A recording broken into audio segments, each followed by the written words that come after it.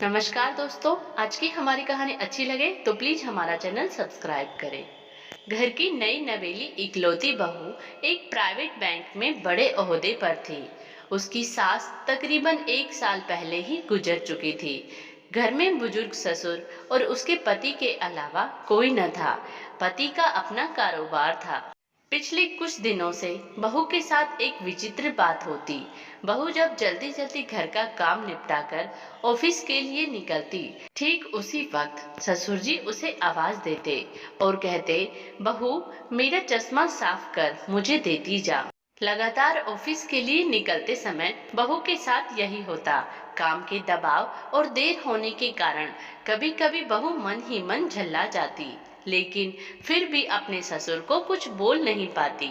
जब बहू अपने ससुर के इस आदत से पूरी तरह ऊब गई तो उसने पूरे माजरे को अपने पति के साथ साझा किया।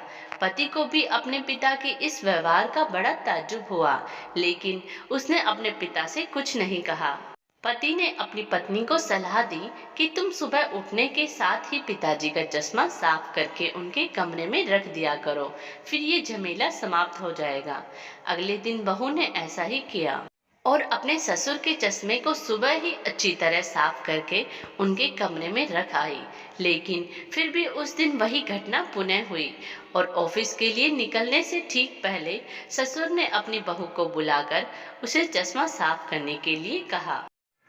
बहू गुस्से में लाल हो गई, लेकिन उसके पास कोई चारा नहीं था। बहू के लाख उपायों के बावजूद ससुर ने उसे सुबह ऑफिस जाते समय आवाज देना नहीं छोड़ा। धीरे धीरे समय बीतता गया और ऐसे ही कुछ वर्ष निकल गए। अब बहू पहले से कुछ बदल चुकी थी। धीरे धीरे उसने अपने ससुर की बातों को नजरअंदाज करना शुरू कर दिया और ऐसा भी वक्त चला आया जब बहू अपने ससुर को बिल्कुल अनसुना करने लगी। ससुर के कुछ बोलने पर वह कोई प्रतिक्रिया नहीं देती और बिल्कुल खामोशी से अपने काम में मस्त रहती। गुजरते वक्त के साथ ही एक दिन बेचारे बुजुर्ग ससुर भी गुजर गए। समय का पहिया कहाँ रुकने वाला था, वो घूमता रहा। छुट्टी का एक दिन था। अचानक बहू के मन में घर की साफ सफाई का ख्याल आया।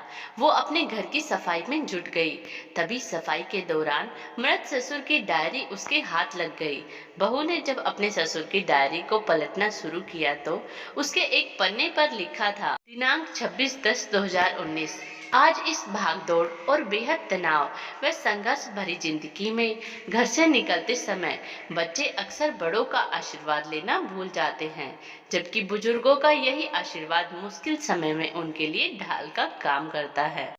बस इसीलिए जब तुम चश्मा साफ कर मुझे देने के लिए झुकती थी तो मन ही मन अपना हाथ तुम्हारे सिर पर रख देता था, क्योंकि मरने से पहले तुम्हारी सास ने मुझे कहा था कि बहू को अपनी बेटी की तरह प्यार से रखना और उसे ये कभी मत महसूस होने देना कि वो अपने ससुराल में है और हम उसके माँ बाप नहीं हैं।